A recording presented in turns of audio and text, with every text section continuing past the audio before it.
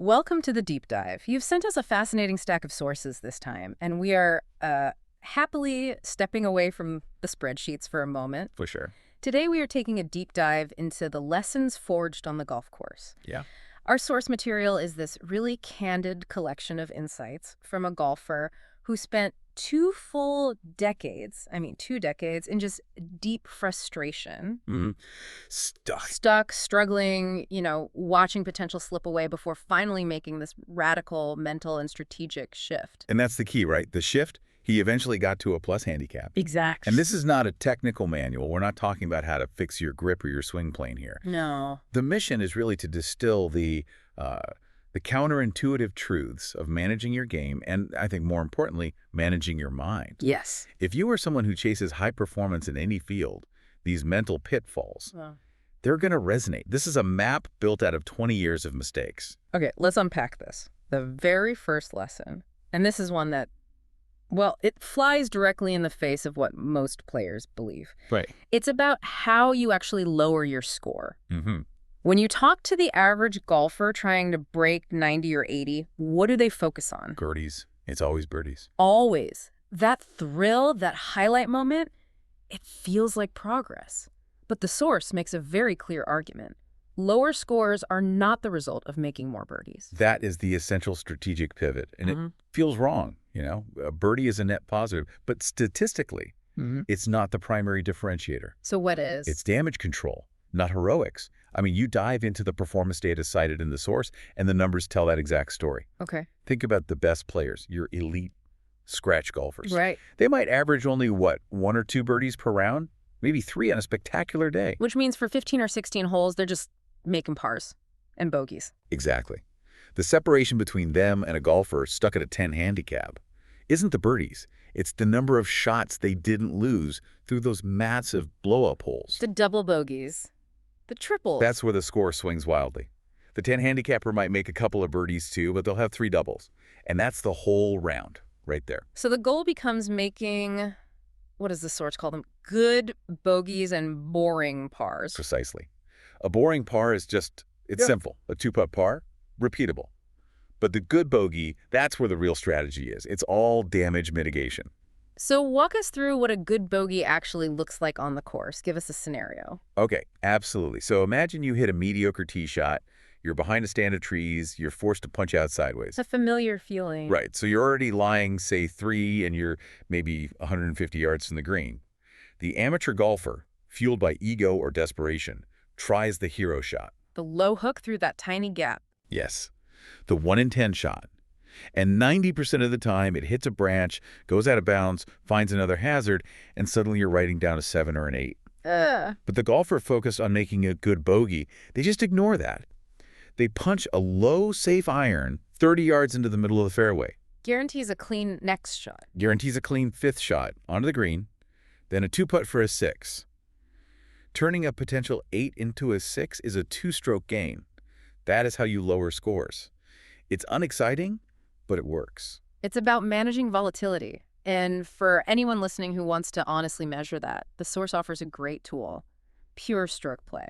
Yes, and that is so key to self-awareness. Stroke play is the format that exposes every weakness. No hiding. None. Casual rounds with gimmies or even match play where you could just pick up your ball after a bad hole. You're hiding the truth from yourself. Exactly. Stroke play forces accountability for every single shot. It is an honest mirror. If you want to know where your management skills crumble, go play a few stroke play rounds and record everything. Okay, let's shift from strategy to psychology. The source offers this fascinating profile of the most frustrated golfer on the planet. And surprisingly, it's not the beginner. No, it's not the high handicapper. The most frustrated player is the low to mid single-digit handicapper. And why is that? Why are they suffering the most? Because they've tasted it, right? They know they can do it. They have the physical ability to shoot a spectacular 74 one day, but then they follow it up with a disastrous 89. They live between 2 separate realities, what they can do and what they're currently doing. And that gap, that inconsistency, it just drives them mad. It's the gap between their aspiration and their actual current reality. That's where all the suffering comes from. Their expectations have just advanced faster than their reliability. They get emotionally invested in the score they should shoot. Instead of the score their current skill set can produce today. Right. So the crucial advice isn't to just grind more on the range, it's acceptance. Acceptance is the prerequisite for consistency. You have to accept that score variability is just part of the game. You have to be able to say, okay, today I'm playing like an 85 golfer, even if you shot 75 last week. That's the mindset that lets you manage your way to an 82 instead of forcing a 75 and ending up with an 89. This all ties so neatly into the paradox of control. Golf is famously attractive to high achievers, CEOs, entrepreneurs. People are used to making things happen. Exactly. People used to willing results into existence through sheer effort and willpower, and golf just resists that. It is the ultimate humbling experience. The source makes it so clear. The harder you try to impose absolute control on every single element, the wind, a bad bounce, the more the game just pushes back. So that feeling of needing more control actually makes things worse. So much worse. The breakthrough mindset is the exact opposite. It's surrender, focusing only on the few things you actually can control. Which are? Your target selection, your commitment to the shot you've chosen, and your reaction to the result, like the rest. That surrender paradoxically frees you up to play with more commitment. Which leads right into expectations versus commitment. Our source points out a huge disconnect here for a lot of players. Oh, yeah. They have champagne aspirations on a beer budget of time. Right. They want to be a single-digit handicap, but they play twice a month and barely practice. It's just simple arithmetic. Your score variance is going to stay high, and you're going to stay frustrated.